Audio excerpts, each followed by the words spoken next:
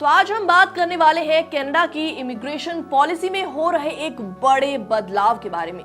Justin Trudeau की सरकार ने स्थानीय निवास यानी कि पीआर के लिए नियमों को कड़ा करने का फैसला किया है। नमस्कार, मैं हूं आपके साथ प्रेरणा कौशिक और आप देख रहे हैं एनबीटी इंटरनेशनल। तो अब नौकरी के ऑफर वाले इमिग्रेंट्स को मिलने वाले अतिरिक्त अंक खत्म कर दिए जाएंगे और इस फैसले की घोषणा कनाडा के आव्रजन मंत्री मार्क मिलर ने ओटावा में की है। अब सवाल ये उठता है कि ये बदलाव आखिर क्यों किया जा रहा है।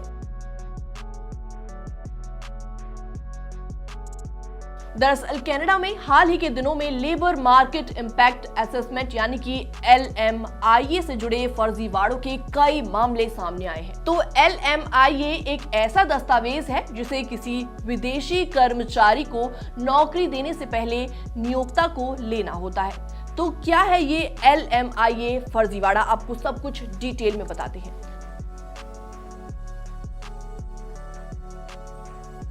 दरअसल रिपोर्ट्स बताती हैं कि कुछ एजेंट पैसे लेकर फर्जी LMIA तैयार कर देते हैं और इसके लिए नौकरी चाहने वाले 10,000 से 75,000 कनाडाई डॉलर तक वसूले जाते हैं।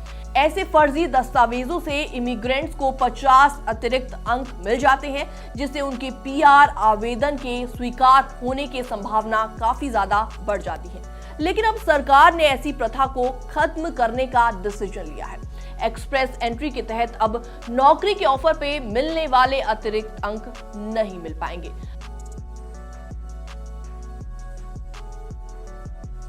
मार्क मिलर ने ऐसे में क्या कहा, चलिए आपको ये भी डिटेल में बता देते हैं। मार्क मिलर का कहना है कि ये कदम कनाडा की इमिग्रेशन प्रणाली को अधिक निष्पक्ष और ईमानदार बनाने के लिए उठाया जा रहा है और इस बदलाव से लोगों को LMIA खरीदने का प्रलोभन कम होगा।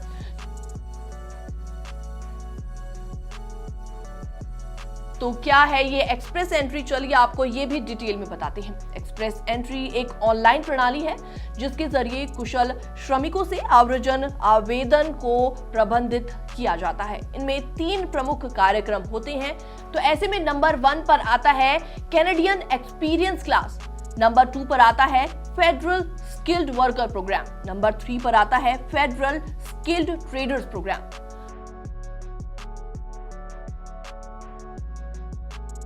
तो बदलाव इसमें क्यों जरूरी है ये भी आपको बताते हैं।